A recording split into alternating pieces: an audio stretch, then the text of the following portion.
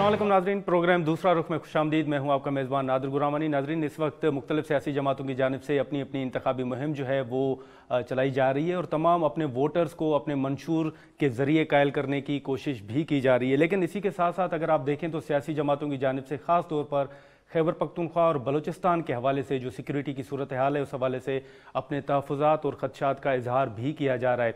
लेकिन ना सिर्फ इतना, अमन अमान की सूरत हाल के साथ साथ अब अगर हम सिंध की बात करें तो कराची के अंदर MQM ये इल्ज़ाम आयद कर रही है कि पीपल्स पार्टी जो है वो इंतखाबी अमल में रुकावटें खड़ी करने की कोशिश कर रही है। रऊफ़ सिद्दीकी साहब ने हमारे ही प्रोग्राम में कहा कि अगर पीपल्स पार्टी को वोट चाहिए तो वो हमारे खिलाफ बयानात को रोकें, और ये भी कहा गया कि पोलिंग स्टेशन के बाहर हमें ये खदशा है कि शायद वहाँ पर गंदे पानी के टैंकर्स जो हैं वो छोड़े जाएं ताकि वहाँ पर वोटर्स की लाइनें ना बन सके। अब ये इंतखाबी मुहिम के दौरान जो इल्ज़ामात हैं, जो तहफ़्फ़ुज़ात हैं सिक्योरिटी के हवाले से या दीगर, इनमें कितनी सदाकत है जो MQM अपने तहफ़्फ़ुज़ात का इजहार कर रही है। हम बात करेंगे। पीपल्स पार्टी के सीनियर रहनुमा नासिर हुसैन शाह साहब हमारे साथ मौजूद हैं। बहुत शुक्रिया शाह साहब, आपने टाइम निकाला। सर, सबसे पहले तो अब इंतखाबी मुहिम हमने देखा कि बिलावल साहब इस वक्त सिंध में मौजूद हैं। जो आपके तहफ़्फ़ुज़ात थे लेवल प्लेइंग फील्ड के हवाले से, ख़ास तौर पर सिंध के हवाले से कि आपके रहनुमाओं के खिलाफ कोई केसेस बन रहे हैं, अब माहौल आप समझते हैं कि ठीक है, level playing field peoples party को मिल गई, या खदशात आपके अभी भी हैं? बिस्मिल्लाहिर्रहमानिर्रहीम, अल्लाहुम्मा सल्ली अला मोहम्मद व आले मोहम्मद। नादिर साहब, level playing field Pakistan peoples party कभी इस लिहाज से नहीं बात करती कि उसको कोई फेवर चाहिए जी। पाकिस्तान पीपल्स पार्टी की जो फील्ड है वो अवाम है और हम उन्हीं से ही हमेशा तवक्कात रखते हैं। और पीपल्स पार्टी ने जब भी गवर्नमेंट्स बनाई हैं तमाम मुश्किल हालात में और अवाम की सपोर्ट के साथ ही, तो लेवल प्लेइंग फील्ड से यही अक्स कर लिया गया था कि हम फेवर मांग रहे हैं। ऐसा कुछ नहीं था। चेयरमैन साहब ने सबके लिए कहा था। जो एक नज़र आ रहा था कि किसी एक पार्टी को बहुत ज़्यादा सपोर्ट की जा रही है और जो वो ख़ुद भी कहते हैं कि जी हमारी बात हो गई है, तो उनकी तो भले बात हो जाए, जिससे हमारी बात तो अवाम के साथ है और हमारी उनके साथ रहेगी। तो जो आप बात कर रहे हैं, हाँ बिल्कुल, हम MQM के हवाले से वो बात कर रहे थे कि पोलिंग स्टेशन के बाहर जो है ऐसा माहौल पैदा किया जाएगा कि शायद वहाँ पर वोटर्स की लाइनें ना बन सकें, वो खड़े ना हो सकें। तो सर क्या हो रहा है? मैं आपको अर्ज़ करूँ, अब मीडिया पे सब देख रहे हैं और सब देखते हैं कि कौन किस तरह की लैंग्वेज यूज़ कर रहा है और इस तरह के हालात कौन पैदा कर रहा है। सही। पाकिस्तान पीपल्स पार्टी तो अल्हम्दुलिल्लाह पूरे सिंध में स्वीप कर रही है। हमारे यहाँ मुकाबले की फ़िज़ा ही नहीं है। अच्छा। टच वुड, अल्लाह की मेहरबानी है। इंक्लूडिंग कराची और हम स्वीप कर रहे हैं। पहले तो शहरों में इतनी पजीराई नहीं थी हमें, अब तो वहाँ भी बहुत हम कॉन्फिडेंट हैं। ये जो आपको एग्रेसिव लैंग्वेज यूज़ नज़र आ रही होगी जलसों में, बयानों में या प्रेस कॉन्फ्रेंसेस में, ये MQM पाकिस्तान की लीडरशिप की तरफ से आ रही होगी। बिल्कुल। हमारी तरफ से कभी ऐसी बात नहीं की और हमें बहुत एहतराम है। खालिद मकबूल साहब हैं, मुस्तफ़ा कमाल साहब हैं, फ़ारूक सत्तार साहब हैं, दीगर लोग हैं, पॉलिटिकली हमारे उनके साथ राब्ते रहे हैं। हम तो चाहते हैं कि वो इस तरह की लैंग्वेज यूज़ करेंगे तो फिर उनका जो वोटर सपोर्टर जो है वो कैसा रिएक्शन देगा। और हमेशा जो हारने वाला होता है वही इस तरह की बात करता है।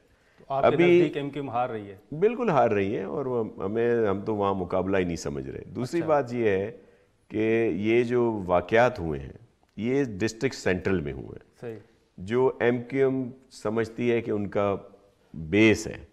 अब वो क्यों हुए हैं? ये इस वजह से हुए हैं, किसी ने जाके पीपल्स पार्टी का झंडा लगाया, किसी ने बैनर लगाया, किसी ने कॉर्नर मीटिंग की वो ऐसा माहौल पैदा करने की कोशिश कर रहे हैं कि कोई यहाँ पे बात ही ना करे।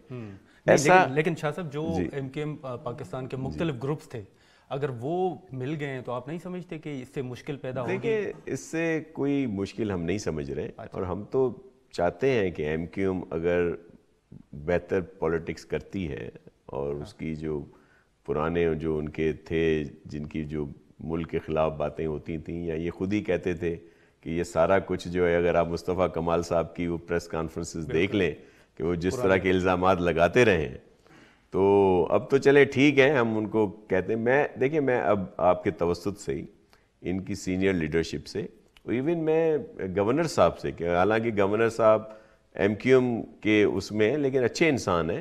میں انہیں کہوں گا کہ وہ اپنا رول ادا کریں. اور کراچی کے جو حالات ہیں دیکھیں، وہاں پہ بہتر کرنے میں، یہ کراچی میں امن پیدا کرنے میں پاک فوج کے جوانوں کی قربانی ہے، رینجرز کی قربانی ہے، سب سے زیادہ سندھ پولیس کی قربانی ہے، ہمارے شہریوں کی قربانی ہے. اب وہ اس طرح کی جو وائلنس ہوں گے، یہ پھر وہی دھونس دھاندلی والی سیاست تو ہم نہیں ہونے دیں گے. نہیں، لیکن سر گورنر صاحب نے بھی تو آپ کی کارکردگی پہ سوال اٹھایا تھا. کارکردگی تو وہ ان کا پولیٹیکل اسٹانس تھا نا، وہ تو ظاہر ہے. لیکن میں ویسے کہتا ہوں کہ مجھے اندازہ ہے کہ وہ شریف آدمی ہیں اور وہ کبھی بھی وائلنس اور اس طرح کی بات نہیں کریں گے. تو وہ اپنا کردار ادا کریں، کیونکہ کراچی کا امن سب سے بہتر ہے. 8 فروری نے تو گزر جانا ہے، لیکن یہ اس طرح کی جو صورتحال ہوگی، جو دلوں میں نفرتیں پیدا ہوں گی، وہ جو ہم نے بڑی مشکل سے جلاؤ گھیراؤ کی سیاست کو ختم کیا، دھونس دھاندلی کی سیاست کو ختم کیا، بوری بند لاشوں کی سیاست کو ختم کیا، وہ دوبارہ تو ہم نہیں ہونے دیں گے. لیکن سر اب انتخابات کے بعد اب ایم کیو ایم نے تو انتخابات سے پہلے ہی کہہ دیا ہے کہ جو آئین میں ترمیم کرے گا، جو صوبوں کے حوالے سے جو بات پہلے بھی ہو چکی ہے، لیکن آئین میں ترمیم کے حوالے سے ان کا واضح موقف ہے کہ جو کرے گا ہم ان کے ساتھ ہیں، وہ پیپلز پارٹی ہو، وہ نون لیگ ہو. تو اس پہ بات ہو سکتی ہے؟ دیکھیں، وہ ان کا پولیٹیکل اسٹانس ہے. جو وہ 140A کی بات کرتے ہیں، وہ پاکستان پیپلز پارٹی آلریڈی کر چکی ہے. وہ چیئرمین صاحب کے احکامات پر سندھ گورنمنٹ نے جو پروونشل فائنانس کمیشن ہے وہ بنا دیا ہے، اور جو اختیارات ہیں ان اداروں کو، جو 3rd ٹیئر ہے ہمارا، ہم نے ان کو دیے ہیں. لیکن ترمیم کی بھی بات کرتے ہیں. دیکھیں 18ویں ترمیم کو کیا رول بیک کرنے کی کہ اس میں ترمیم کر لیں. دیکھیں 18ویں ترمیم جو تھی اس کو تو مزید بہتر کرنا ہے. ہم تو چاہتے ہیں کہ اس میں مزید بہتری لائی جائے. اچھا. اور اس پر تو امپلیمنٹ ہوا ہی نہیں. جو اصل روح ہے 18ویں ترمیم کی، اس پر تو عمل ابھی تک نہیں کیا گیا. اگر اس پر مکمل عمل کیا جائے تو مزید بہتری آئے گی. مثال کے طور پر اس میں بہتری لائی جا سکتی ہے. مثال یہ جو مائنورٹیز کی ریزرو سیٹس کے وہ ہوتا ہے کہ جی وہ نومینیشن ہو جاتی ہے، اس میں نومینیشن کے ساتھ ساتھ الیکشن ہونے چاہیے کہ جو بھی مائنورٹی کے لوگ ہیں، وہ جو بھی جس بھی پارٹی کی طرف سے جو نومینیٹ ہوتا ہے وہ اس کو الیکشن کریں جو ان کا اپنا ہوتا ہے. یہ ہونا چاہیے. یا مثال کے طور پر اگر یہ سمجھا جاتا ہے کہ جی مائنورٹی کی جو منسٹری ہے اس کو وفاق میں ہونا چاہیے، میں مثال کے طور پر کہہ رہا ہوں، تو اس کو کنسیڈر کیا جا سکتا ہے. لیکن بہت سارے ایسے ادارے اب بھی وفاق میں ہیں جو غیر ضروری ہیں، ان کو پروونشل اس میں ہونا چاہیے. تو 18ویں ترمیم میں ہم بھی بہتری چاہتے ہیں، لیکن ہم اس کا مزید جو عمل چاہتے ہیں اس پہ، اور اگر کوئی مثبت بات ہوگی تو اس پہ کیا جا سکتا ہے. لیکن وہ جو بات کی جاتی ہے کہ جی 18ویں ترمیم کو رول بیک کر دیا جائے گا، یہ نہیں ہوگا. تو سر یہ تو کیا کہا جا سکتا ہے نا کہ انتخابات کے بعد ایم کیو ایم سے بات چیت ہو سکتی ہے؟ یہ پاکستان پیپلز پارٹی پولیٹیکلی طور پر سب کے لیے اس کے دروازے کھلے ہیں. ہم ڈیموکریسی پہ بلیو کرتے ہیں. جمہوریت کی بات صرف پیپلز پارٹی کرتی ہے، اس لیے بات چیت میں کوئی حرج نہیں. لیکن اصولوں پہ سودے بازی نہیں ہوگی. کوئی یہ کہے کہ جی سندھ میں آپ دوسرا صوبہ بنائیں گے، ہم سے بات کریں، تو ہم تو کبھی بات نہیں کریں گے. لیکن شاہ صاحب اسی کے ساتھ ساتھ اگر آپ دیکھیں تو اب انتخابی مہم کے دوران جب آپ نے بجلی مفت دینے کا اعلان کیا یا ایک منشور کا آپ نے اعلان کیا اپنا، تو اس وقت جو مناظرے کا چیلنج دیا گیا نون لیگ کو، تو پھر انہوں نے بھی بات کی کہ بہتر ہوتا کہ آپ کارکردگی کی بیس پہ یہ کہتے. تو آپ سمجھتے ہیں کہ واقعی ان کا یہ دعویٰ درست ہے کہ سندھ نے ترقی نہیں کی، آپ لوگوں نے کوئی کام نہیں کیا، 15 سال آپ کی حکومت رہی؟ دیکھیں میں آپ کو بتاؤں، یہ بڑا ایک مس پرسیپشن سا رہتا ہے کہ Sindh government, Pakistan peoples party کی گورنمنٹ نے کوئی کام نہیں کیا. اگر ہم کام نہ کرتے تو 2008 سے زیادہ 2013 میں ہمیں سندھ میں نشستیں نہ ملتی، تمام مشکلات کے باوجود RO الیکشن تھے. پھر 2018 میں جب RTS کا الیکشن تھا، جب ہمارے لوگ جیلوں میں تھے، جیلوں سے الیکشن لڑ رہے تھے، ہمارے 10-12 لوگوں کو نااہل قرار دے دیا گیا، بہت مشکل صورتحال تھی. تو ہم نے تو 2013 سے بھی زیادہ نشستیں لیں. اب تو ہم سویپ کر رہے ہیں. یہ وہ کارکردگی ہے جو کچھ سکرات اور بکرات جو بنے ہوئے ہیں خود ساختہ، ان کو نظر نہیں آتی. لیکن سر وہ مریم صاحبہ کہہ رہی ہے کہ کراچی کے اندر ٹینکر مافیا ہے، ان کو پانی نہیں ملتا. میری سن لیں، بات سن لیں. اگر اس طرح کی صورتحال ہوتی تو ہمیں کبھی بھی اس وقت جیالہ میئر کراچی کا نہ ہوتا، اور اسی طرح دیگر شہروں میں بھی ہمارے میئر نہ ہوتے. وہ تو جماعت اسلامی نے کہا ہے ہم الیکشن کے بعد نو کانفیڈنس لے آئیں گے. دیکھیں اس وقت کون ہے, ہمارا ہی میئر ہے نا, تو یہ لوگوں نے ہمیں ووٹ دیے اور اب تو ہم سمجھتے ہیں کہ ہم سویپ کریں گے. میں دوسری بات پہ کارکردگی کی بات جو ہے, دیکھیں اگر آپ پورے سندھ میں لیں تو ہمارا بہت بہتر کیا ہے, انفراسٹرکچر سب کچھ بہتر ہے. کراچی میں بھی یہ جو بات کرتے ہیں, کراچی میں جتنے overhead bridge, underpasses, road infrastructure, park اور بہت ساری چیزیں, یہ تو پیپلز پارٹی کی اس دور میں ہوئی ہیں, اور ان کو پتہ نہیں کسی کو کیوں نظر نہیں آتی. دوسری بڑی بات موازنہ جو کیا جاتا ہے, کیا دیگر صوبوں میں علاج مفت ہے؟ دل کا علاج, دل کا operation, open heart surgery, cancer کا علاج, گردوں کی پیوند کاری, ٹرانسپلانٹیشن اس کا علاج, جگر کا ٹرانسپلانٹیشن اس کا علاج, کیا دوسرے صوبوں میں مفت ہے؟ یہ سندھ میں ہے, اور صرف ایک ہاسپٹل میں نہیں ہے, اس طرح کے بہت سارے ہاسپٹل سندھ میں ہیں. تو ہم تو کہتے ہیں وہاں سے ہمارے دوسرے بہن بھائی صوبوں سے یہاں آتے ہیں, ہماری کارکردگی تو وہاں پہ ظاہر ہے. ہم یہی بات جب انشاءاللہ 8 فروری کے بعد چیئرمین بلاول صاحب پرائم منسٹر ہوں گے تو دیگر صوبوں میں بھی یہ علاج مفت کریں گے. میرا چیئرمین کہتا ہے کہ کوئی بھی اس وجہ سے علاج سے محروم نہ ہو کہ وہ اس کو افورڈ نہیں کر سکتا, یہ گورنمنٹ کی ذمہ داری ہے. لیکن سر بلاول صاحب نون لیگ سے بات کیے بغیر پرائم منسٹر بن سکتے ہیں؟ ان سے بات چیت ان کے ووٹ کے بغیر؟ جی کیوں نہیں بن سکتے. دیکھیں ہم آپ کو بتا رہے ہیں کہ بہت سارے آزاد اراکین ہیں, مختلف پولیٹیکل پارٹیز ہیں, بلوچستان کے اپنے ڈائنامکس ہیں, کے پی میں ہیں علیحدہ سے, ایون پنجاب میں ہیں. تو ہماری تو سب سے بات چیت ہوگی, آزاد اراکین سے بھی, اور جو مختلف پارٹیز کے پاس, کیونکہ مینڈیٹ اس وقت اسپلٹ آنا ہے. صحیح. ہم تو خود بھی سمجھتے ہیں کہ ہم بہت اچھی پوزیشن میں ہیں, سندھ سے ہم سویپ کر رہے ہیں, 50+ سیٹیں لائیں گے, جنوبی پنجاب بہت اچھا رہے گا, بلوچستان میں ہم بہت اچھی پوزیشن میں ہیں, سینٹرل پنجاب میں مقابلہ ہے, لیکن چیئرمین صاحب خود لڑ رہے ہیں, تو وہ جو ہمارا ووٹر سپورٹر ہم سے گھر بیٹھ گیا تھا وہ واپس آئے گا, یا دیگر پارٹیز میں تھا, کے پی میں بھی کچھ ہمیں حصہ ملے گا. تو سنگل لارجسٹ پارٹی تو پیپلز پارٹی ہوگی. دیگر مثال کے طور پر پی ایم ایل این بڑی پارٹی ہے, ہمیں ان کے لیے احترام ہے, سینٹرل پنجاب میں ان کا بیس ہے, لیکن وہ خائف ہیں, وہ الیکشن سے نہیں. لیکن سر آپ کہہ رہے ہیں تمام لوگوں کے لیے, سیاسی جماعتوں کے لیے دروازے کھلے ہوئے ہیں بات چیت کے لیے, تو پھر نون لیگ کے لیے کیوں آپ نے واضح طور پر کہہ دیا کہ کوئی بات نہیں ہوگی؟ دیکھیں ہم چیئرمین صاحب نے کہا ہے کہ وہ جو پرانی سیاست ہے, وہ جو انتقام کی سیاست ہے, وہ جو لیگ پولنگ کی سیاست ہے, کوئی بھی حکومت بنے اس کی آپ گھرانے کی بات کریں, وہ اس کو خیر آباد کرنا ہے. ہم نے لوگوں کے مسائل حل کرنے ہیں, جو غربت ہے, بے روزگاری ہے, اور لا اینڈ آرڈر کی سچویشن ہے, اتنی بڑی مہنگائی ہے اتنی زیادہ, اس کو ختم کرنا ہے. اس میں دیکھیں یہ الیکشن کے بعد کی باتیں ہیں, اس کے بعد دیکھا جائے گا کہ کیا ہوگا. لیکن جو لوگ انتقام کی سیاست پہ یقین رکھتے ہیں, جو انہی روایات کی بات کرتے ہیں جو پرانی یہاں پہ رہی ہے, تو اس میں تو ظاہر ہے ان سے بات چیت نہیں. استحکام پارٹی, پھر پرویز خٹک صاحب خیبر پختونخوا میں, چودھری شجاع صاحب, ان کے ساتھ کوئی رابطہ ابھی بھی ہے آپ سمجھتے ہیں؟ دیکھیں اس وقت کسی سے رابطے نہیں ہیں. چودھری صاحبان ہمارے مہربان رہے ہیں, ان کے ساتھ ہمارے ذاتی ضرور ہیں تعلقات اور بات چیت ہوتی رہتی ہے, لیکن باقی یہ ساری چیزیں ہیں الیکشن کے بعد. ابھی تو ہم ایک دوسرے کے خلاف الیکشن لڑ رہے ہیں. لیکن سر آپ کی پریڈکشن کیا ہے, یہ جو انڈیپینڈنٹ ہے خاص طور پر پی ٹی آئی کے, یہ کہاں جائیں گے, کس طرف جائیں گے؟ دیکھیں میں آپ کو ایک پی ٹی آئی کے انڈیپینڈنس کو ہم انڈیپینڈنس نہیں مانتے, وہ اپنی پارٹی کے اس میں ہے, یہ تو بحالت مجبوری انہوں نے سمبلز علیحدہ لیے ہیں, لیکن وہ اپنی پارٹی کے ڈسپلن میں ہوں گے. ہم ان کی اگر کوئی بات کرنی بھی ہوگی تو وہ پارٹی والوں سے ہوگی ان کی. یہ ہم فوکس کر رہے ہیں جو دیگر انڈیپینڈنٹ لوگ کھڑے ہیں, اور وہ کئی دفعہ وہ جیتتے ہیں, الیکٹیبلز ہیں, میں بہت ساروں کے نام آپ کو بتا سکتا ہوں, ان کو ہم فوکس کریں گے. لیکن الیکشن کے بعد, ابھی تو ہم سب کے ساتھ خود الیکشن لڑ رہے ہیں. اچھا چلیں, بہت شکریہ ناصر شاہ صاحب, آپ نے ٹائم نکالا. ناظرین, ناصر حسین شاہ صاحب کی گفتگو آپ نے سنی. یہاں پر ہم ایک شارٹ بریک لیں گے, اور بریک کے بعد اعتزاز احسن صاحب, اکبر ایس بابر صاحب ہمیں جوائن کریں گے.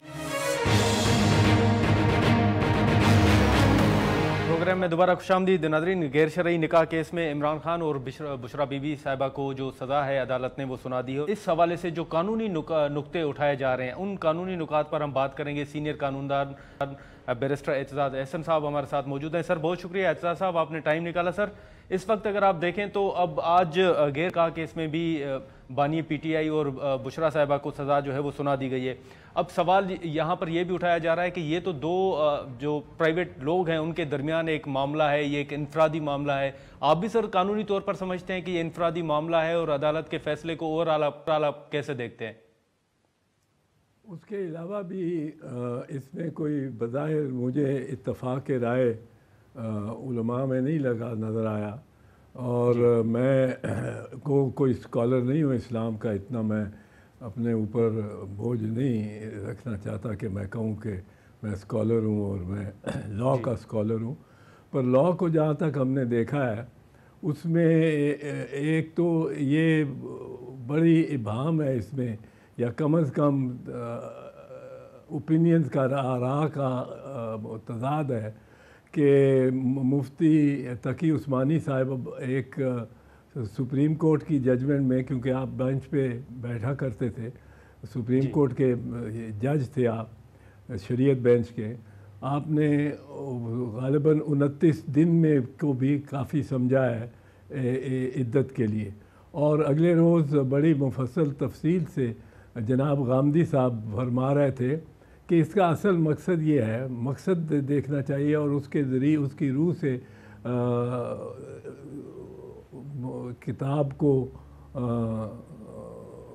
انٹرپریٹ کرنا چاہیے, اور کتاب بھی وہ جو القرآن ہو تو اس کو بڑے ہر لحاظ سے دیکھنا چاہیے, اور خاتون کی بھی جو ایک عزت ہے اور ایک احترام ہے اس کا اس کی روشنی میں دیکھنا چاہیے. اور وہ بھی یہ کہہ رہے تھے کہ چونکہ اس کا معاملہ پیٹرنٹی سے ہے, مطلب ولدیت سے, اگر کوئی اولاد پیدا ہو جاتی ہے عدت کے دوران یا حمل ہو جاتا ہے تو وہ سمجھا جائے گا کہ وہ پہلے شوہر کی اولاد تھی, اگر نہیں ہوتا تو دوسرے شوہر کی اولاد ہوگی.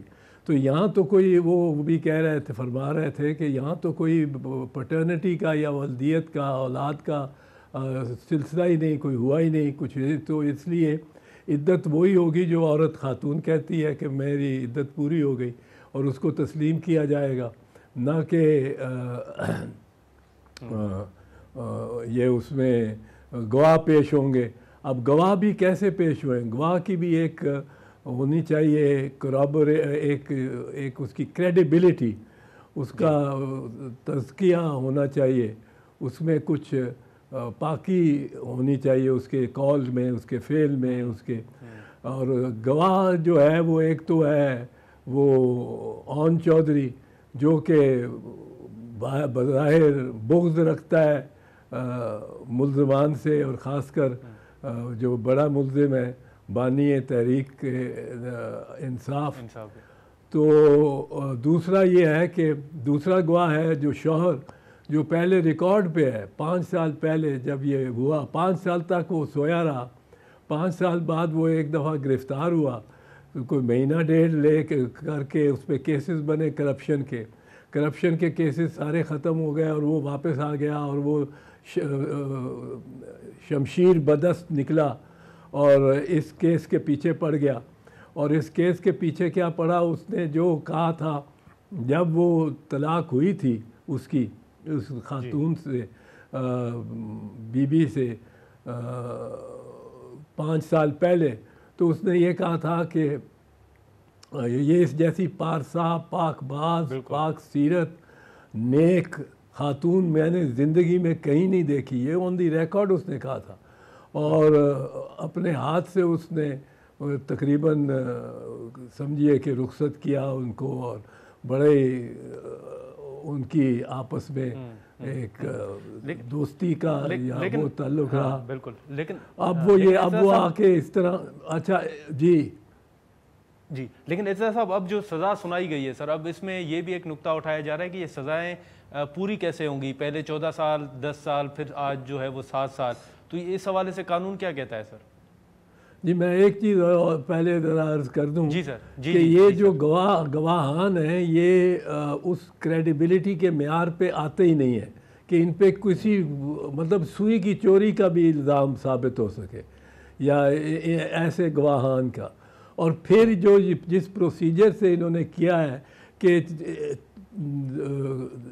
2 دن پہلے وہ چارج فریم کیا ہے، انڈائٹمنٹ ہوئی ہے، فرض جرم مرتب کی ہے، اور 2 دن میں کوئی 26 گھنٹے کے کتنے 16-17 گھنٹے بیٹھ کے عدالت نے مسلسل اور یہ فیصلہ اور یہ گواہ پیش کر کے ان کے، اور گواہ بھی لڑتا رہا ہے عدالت میں بھی، اور وہ پیش کر کے اور سزا سنوا دی ہے۔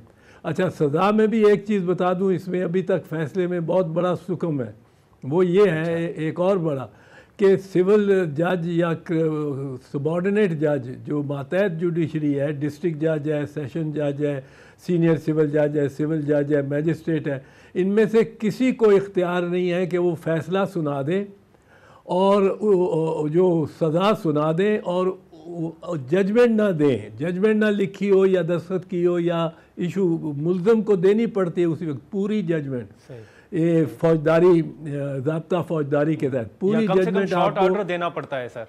نہیں، شارٹ آرڈر یہ شارٹ آرڈر والے نہیں ہیں، وہ شارٹ آرڈر صرف لکھ سکتا ہے for reasons to be recorded later عدالت عالیہ اور عدالت عظمیٰ، صرف ان پہ لکھا ہوا ہے کہ ججمنٹ دیں گے، ججمنٹ میں کیا کیا مطلب نقطہ، ہر نقطے لا پوائنٹ پہ، ہر کویسچن آف فیکٹ پہ یہ اپنی رائے دیں گے، اور پھر یہ اس رائے سے کنکلوژن نکالیں گے، اور یہ سارا ایک دم ان کو کرنا ہے۔ یہ کوئی شارٹ آرڈر والے جج نہیں ہے ان میں سے کوئی بھی، یہ شارٹ آرڈر اور ججمنٹ ہم لکھیں گے یہ ایک انہوں نے فیشن ہی بنا لیا ہے۔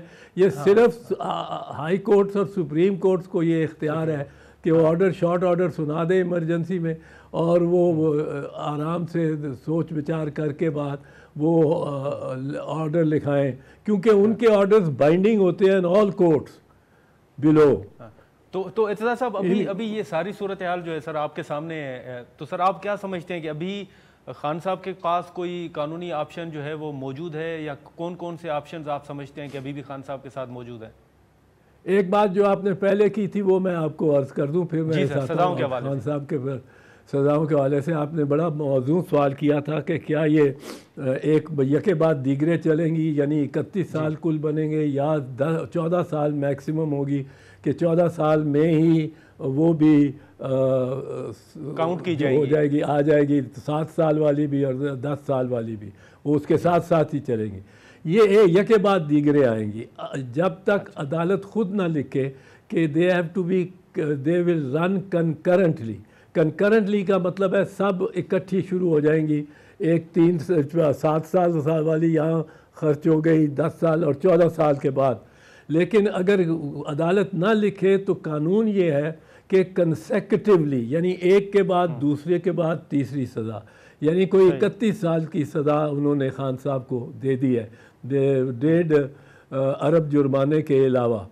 اب رہی بات کہ اس میں قانون، اس میں میں آپ کو بتاؤں پہلی 2 ججمنٹس بھی بالکل فلاڈ ہیں، اور یہ تو کوئی میرا خیال ہے کہ شاید ایک اس کو اپ سائڈ ڈاؤن کر کے دیکھیں کہ یہ تو خان صاحب کو بڑا فیور کیا ہے انہوں نے، ججوں نے اتنی انتہا کر دیا ہے۔ ویسے ان کو میری یہ ڈیمانڈ ہے کہ ان ججوں کو مس کانڈکٹ کے زمرے میں لایا جائے، اور عدالت عالیہ کو چاہیے ان کو چارج شیٹ کرے، اور جو وکلاء پرسوں پیش ہوئے ہیں، جو استغاثے کے وکلاء صفائی کے جانب سے پیش ہو کے انہوں نے ملزموں کی جانب سے جرح کی ہے استغاثے کے گواہوں کی، یہ دیکھیں استغاثے سے نکل کے ملزموں میں بیٹھ کے ملزموں کی جانب سے یہ اور ان کی مرضی کے بغیر، ملزموں کی مرضی کے بغیر یہ جرح کیا ہے۔ ان کے لائسنس کینسل ہونے چاہیے، ان کو شو کاز نوٹس ہونا چاہیے کہ آپ کس طرح کی پریکٹس کر رہے ہیں۔ یہ تو سارے ہمارے پروفیشن کو، ہمارے جو ہماری پیشہ ہے وکالت کا، اس کو یہ بالکل بدنام کر دیں گے اس قسم کے وکلاء۔ تو ان کو ان دونوں کے خلاف تادیبی کارروائی ہونی چاہیے، پانچوں کے خلاف۔ ناظرین یہاں پر ایک شارٹ بریک لیتے ہیں، اور بریک کے بعد ہم یہیں سے گفتگو شروع کرتے ہیں۔ پروگرام میں دوبارہ خوش آمدید. اعجاز صاحب, سر اس سے ہٹ کے سر دو مختصر آپ سے سوال ہوں گے کہ ابھی جو انتخابی نشان واپس لیا گیا تحریک انصاف سے وہ آپ کے سامنے ہے معاملہ, لیکن اب تحریک انصاف کے جو کینڈیڈیٹ ہیں وہ آزاد حیثیت سے انتخابات میں حصہ لے رہے ہیں. تو اب یہ سوال اٹھایا جا رہا ہے کہ شاید وہ کامیاب ہونے کے بعد بھی تحریک انصاف جوائن نہیں کر سکیں گے. الیکشن ایکٹ میں سر یا آئین میں کہیں یہ لکھا ہوا ہے کہ وہ پارٹی جوائن نہیں کر سکتے, یا آپ کی نظر میں کیا معاملہ ہوگا؟ نہیں, پارٹی جوائن کرنا تو حق ہے, وہ ان کی گنتی ہوگی کہ نہیں وہ اور بات ہے, پر پارٹی جوائن کرنا تو every citizen shall have the freedom to join a party, یہ ایوری سٹیزن ہے, اور یہ آرٹیکل 17 ہے کانسٹیٹیوشن کا, بنیادی حق ہے, اس کو تو روک ہی نہیں سکتے. اگر پارٹی ہے, پارٹی تحریک انصاف ابھی ہے, موجود ہے, کیونکہ اس کو تحلیل نہیں کیا جا سکتا, وہ بھی آرٹیکل 17 کے تحت تحلیل ہو سکتی ہے. ایک گورنمنٹ ریفرنس لائے اور 2 گراؤنڈ وہ صرف بنتے ہیں کہ it is the party is acting in furtherance of the integrity and solidarity of Pakistan, in furtherance of disintegrating the Pakistan. تو یہ ایک اس میں گراؤنڈ ہے, اس کے لیے پورا فائل ہونی چاہیے پورا, اور پھر پوری پروسیس ٹرائل چلتا ہے. نیب کو 1974 میں بین کیا تھا, تو سال کے 8 مہینے وہ پروسیڈنگز ہوئی تھی, گواہ ہوتے تھے, جرا ہوتی تھی. تو پارٹی کو تحلیل کرنے کا تو بڑا لمبا پروسیس ہے. تو پارٹی موجود ہے, اس کے ممبر بننا فنڈامنٹل رائٹ ہے. باقی انہوں نے یہ کیا ہے کہ نشان لے لیا, یہ سب پارٹیز کے لیے ایک تعزیانہ عبرت ہے, سب جماعتوں کے لیے, کیونکہ اگر یہ نشان لے لیتے ہیں تو منتشر کر دیتے ہیں اس پارٹی کو. تحلیل بھی نہیں ہوتی پر منتشر تو ضرور ہوتی ہے, اس کو ایفیکٹو نہیں رہنے دیتے. اگر ایفیکٹو نہیں رہنے دیتے تو they are doing indirectly what they can't do directly. اور دوسری بات یہ ہے کہ ووٹر کا یہ نشان جو ہے یہ پارٹی کا نہیں ہے, یہ اس ووٹر کا ہے جو الٹریٹ ہے, نہ دہندہ ہے, پڑھ نہیں سکتا, 20 ناموں میں اپنے کینڈیڈیٹ کا نام سلیکٹ نہیں کر سکتا. اس کو کہتے ہیں کہ آپ تیر کے نام پہ ووٹ کر دو, وہاں جا کے مور لگا دو, اس کو نشان بتا دیتے ہیں. بالکل اعجاز صاحب, اب یہ جو جتنے کیسز ہیں, جتنی سزاؤں کا ہم نے ذکر کیا سر, اب پی ٹی آئی یہ کہہ رہی ہے کہ اس کی ماضی میں کوئی مثال نہیں ملتی کہ کسی سیاسی رہنما کے خلاف اتنے کیسز ہوں. خان صاحب کہہ رہے ہیں کہ 200 کیسز جو ہیں وہ میرے خلاف بنائے گئے ہیں. سر بطور سینئر سیاستدان آپ کی نظر میں واقعی یہ پہلی مرتبہ ہو رہا ہے, یا ماضی میں بھی کسی سیاستدان کے خلاف اتنے کیسز اور اس طرح جو ہے وہ سزائیں بھی ہوئی ہیں؟ نہیں, ماضی میں سب سے زیادہ بربریت, جو قانونی بربریت اور عدالتی بربریت ہوئی تھی, وہ تو شہید ذوالفقار علی بھٹو کے خلاف, اور ان کو تو تختہ دار پہ بھیج دیا تھا جج صاحبان نے اور جنرل ضیاء الحق کے ساتھیوں نے. اور اس میں ان پہ 6 اور کیسز بنے تھے. مجھے یاد ہے جسٹس شفیع الرحمان کا کہ زیر صدارت ایک اسپیشل ٹرائیبیونل بنا تھا, ایک اسپیشل مارشل لا آرڈر آیا تھا, اس کے تحت وہ کوٹ لکھپت جیل میں ان کی ہیئرنگ ہوتی تھی. ان کو یہاں کوٹ لکھپت جیل میں ہی قید رکھا ہوا تھا اس زمانے میں. پھر جب ان کو اسی دوران وہ کیس ابھی چل رہے تھے, کرپشن کے کیسز, سب جھوٹے کیسز تھے, پر وہ چل رہے تھے کہ آپ کو پھانسی دے دی گئی, تو وہ شہید کو اس کے بعد پھر کیس نہیں تھے چل سکتے شہادت کے بعد. تو پر یہ 200 یا تقریباً 250 کیس تو واقعی شاید ریکارڈ ہوگا. اور یہ اس سے ہی نظر آتا ہے جتنی اجلت اور جتنی انتہائی قسم کی, جس کی انتہائی ہے ہی کوئی نہیں, قسم کی سزائیں دی جا رہی ہیں.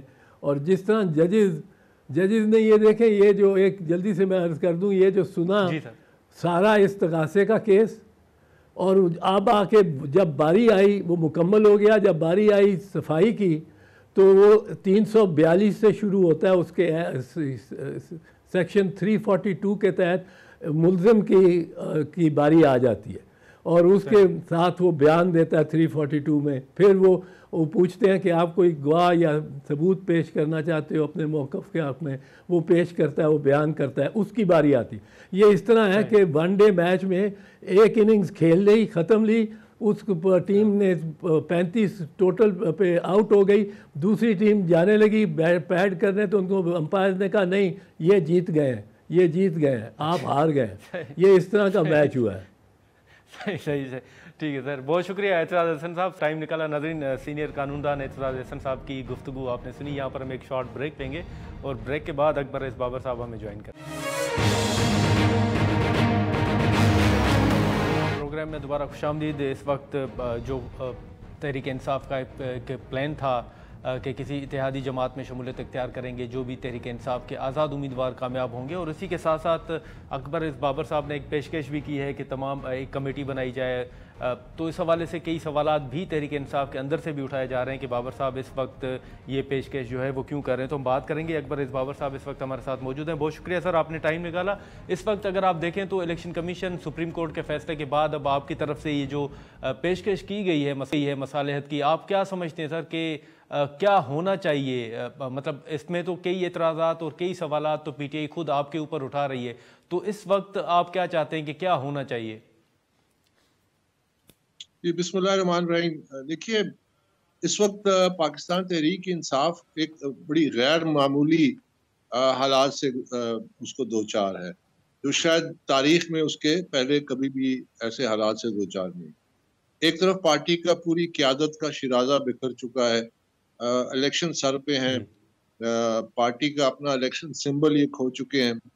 اور یہ یاد رکھیے کہ جب الیکشن کمیشن نے 22 دسمبر کو ایک فیصلہ دیا جس کے ذریعے پارٹی کے جو انٹرا پارٹی الیکشن سے اس کو غیر قانونی ڈکلیئر کیا, نل اینڈ وائڈ کر دیا, اور اس فیصلے کی توثیق کر دی سپریم کورٹ آف پاکستان نے 13 جنوری کو.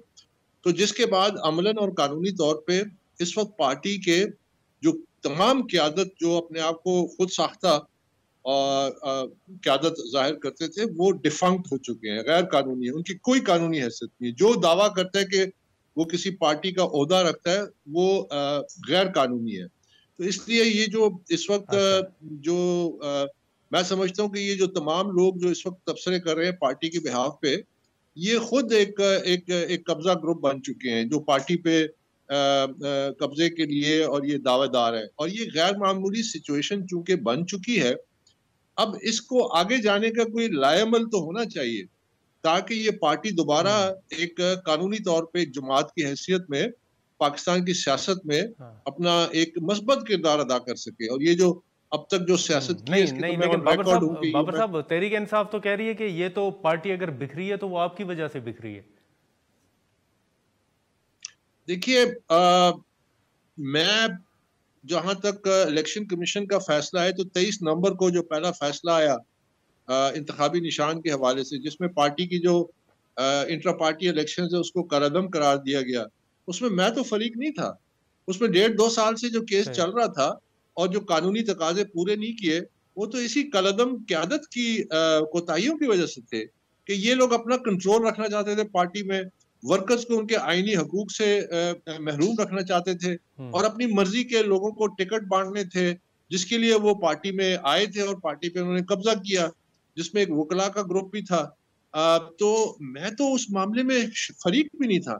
میں تو فریق بنا 5 دسمبر کو, جب مجھے نظر آیا کہ جو آخری موقع پی ٹی آئی کو دیا گیا ہے 20 دن کے لیے کہ دوبارہ انٹرا پارٹی کرائیں, کہ اس میں بھی ایک بڑے بھونڈے اور بڑے غیر شفاف اور غیر قانونی انداز میں انٹرا پارٹی الیکشن کرنے جا رہے تھے, اور جس کی وجہ سے پھر ظاہر ہے میں اس میں آیا اور ہم نے تمام ثبوت دیے اور ہمارے حق میں فیصلہ بھی آیا جس کی توثیق ہو گئی سپریم کورٹ سے. اب جو صورتحال بنی ہے, جیسا میں کہہ رہا تھا, اب اس غیر معمولی صورتحال میں ایک راستہ نکالنا تھا. اس کے لیے ہم نے جب یہ نیا انہوں نے انٹرا پارٹی الیکشن کا شورا چھوڑ دیا جو مکمل غیر قانونی تھا, جو 30 تاریخ کو ایک پارٹی کے ایڈمنسٹریٹو آفیسر کے ذریعے ایک ملازم کے ذریعے ایک لیٹر جاری کیا, پھر اس کے بعد نوٹیفیکیشن, تمام عمل ہی غیر قانونی تھا. تو ظاہر ہے اس کو ہم نے چیلنج کرنا تھا. میں نے اعلان کیا کہ میں 3 تاریخ کو چیلنج کروں گا. اب اس کے لیے میں نے آپ کے ہی چینل پہ ڈان ٹی وی پہ میں نے عادل شہزاد صاحب کے پروگرام میں परसों रात को मैंने ये कहा कि देखिए अब जो ये जिस रास्ते पे चल रहे हैं, अगर इस गैर कानूनी रास्ते पे दोबारा चलते हैं तो इस दफा शायद बल्ले से भी ज्यादा नुकसान हो, पार्टी डीलिस्ट भी हो सकती है, पार्टी की कानूनी हैसियत बहुत हमेशा के लिए खत्म भी हो सकती है, क्योंकि कब तक एक निजाम एक सिस्टम जो है वो बर्दाश्त करेगा कि इनकी ये गैर कानूनी हरकत को। तो मुझे इस बात पे फिर जब अगले दिन यानी कल जब ये इत्तला आई कि वो इंट्रा पार्टी जो है इलेक्शन कैंसिल कर दिया गया जी, तो इसलिए फिर मैंने उसको खुशाइन भी करार दिया, लेकिन आगे का एक लाएमल दिया कि अब इस लॉग जैम को कैसे हल करें। उसके लिए ये तजवीज दी कि जाहिर है ये जो लोग इस वक्त पोज कर रहे हैं ओहदों पे और जो बयानात दे रहे हैं उनकी कोई कानूनी हैसियत नहीं है, वो नहीं खुद तो सर फिर साख्ता है। इलेक्शन कैसे हो, पार्टी कौन संभालेगा? है मतलब आपके पास कोई हल भी तो होगा बाबर साहब कि मतलब इलेक्शन जी, कब हो, बिल्कुल। कैसे हो, कौन पार्टी संभाले? जी बिल्कुल, इसी हल के लिए हमने ये तजवीज किया कि जो पार्टी के फाउंडिंग चेयरमैन है वो तो फाउंडिंग चेयरमैन रहेंगे, उनकी एक अहमियत है। जिस तरह मैं फाउंडिंग प्रेसिडेंट हूँ पीटीआई बलूचिस्तान का, फाउंडिंग मेंबर हूँ। सईदुल्ला नियाज़ी फाउंडिंग प्रेसिडेंट है पीटीआई पंजाब के, फाउंडिंग मेंबर हैं।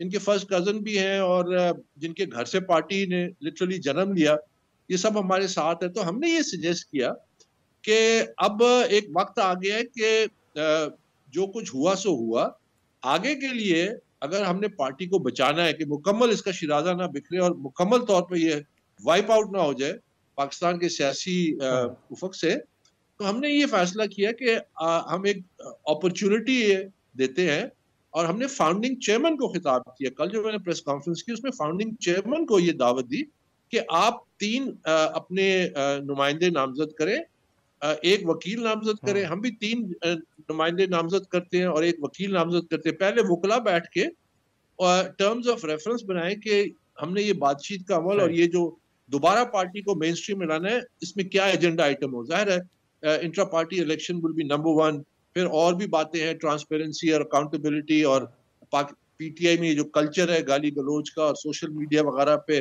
इन इश्यूज को तो एक एजेंडा बनाए।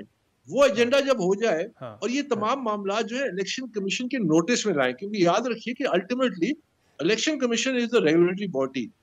अगर वो उसको अप्रूव नहीं करते तो फिर वो मामला आगे नहीं चल सकता। तो हम चाहते हैं कि इलेक्शन कमीशन को भी ऑन बोर्ड लाएं और फिर इस प्रोसेस के जरिए। लेकिन बाबर साहब यहाँ पर सर एक सर मुख्तसर सवाल लीजिएगा, माजरत आपकी बात में काट रहा हूँ, लेकिन आज ही खबरें भी आ रही हैं कि उन्होंने प्लान जो है एक नया प्लान भी दिया है कि जो आज़ाद कैंडिडेट्स होंगे वो कामयाबी के बाद किसी इत्तेहादी जमात में शिरकत शमूलियत जो है वो इख्तियार करेंगे। तो आप क्या समझते हैं, क्या पीटीआई का टिकट होल्डर या आज़ाद हैसियत में जो भी उम्मीदवार कामयाब होगा किसी इत्तेहादी जमात में जा सकता है? और क्या फिर अगर जाए तो क्या आप इसको इलेक्शन कमीशन में चैलेंज करने का इरादा रखते हैं कि वो नहीं जा सकते? देखिए इस वक्त जितने भी ये प्लान अनाउंस कर रहे हैं, ये बड़ा अफसोस से मुझे कहना पड़ता है कि कभी प्लान ए होता है, कभी प्लान बी होता है, कभी प्लान सी होता है। प्लान ए की है कि पार्टी पे कब्जा रखें और आवाम से झूठ बोलें, और झूठ बोल बोल के उन्होंने पार्टी का ये हाल किया और इस हालात तक पहुंचाया पार्टी को। यानी आप ये अंदाजा लगाइए कि जब एक क़यादत खुद साख्ता ही सही और गैर कानूनी ही सही, जब इलेक्शन कमीशन फैसला करता है, जब सुप्रीम कोर्ट फैसला करता है कि क्या उनको रहना चाहिए, क्या उनको वो ओहदे क्लेम करने चाहिए, क्या उनको पीटीआई के जो लेकिन सर ये आप चैलेंज करेंगे ये अमल, अगर वो इत्तेहादी जमात में शमूलियत इख्तियार करते हैं तो आप चैलेंज करेंगे? देखिए आप चैलेंज उस सूरत में कर सकते हैं कि वो अगर पीटीआई के टिकट पे, और पीटीआई क्योंकि पीटीआई का इलेक्शन सिंबल नहीं है तो कानूनी तौर पे वो इंडिपेंडेंट होंगे, और इंडिपेंडेंट के पास कानूनी तौर पे एक मुद्दा होता है, एक वक्त होता है जिसमें वो फैसला कर सकते हैं कि किसी जमात जिसका सिंबल भी है उसको ज्वाइन करें। तो अगर वो उस कानूनी अमल से कहीं जाते हैं तो आप उसको कैसे चैलेंज कर सकते हैं?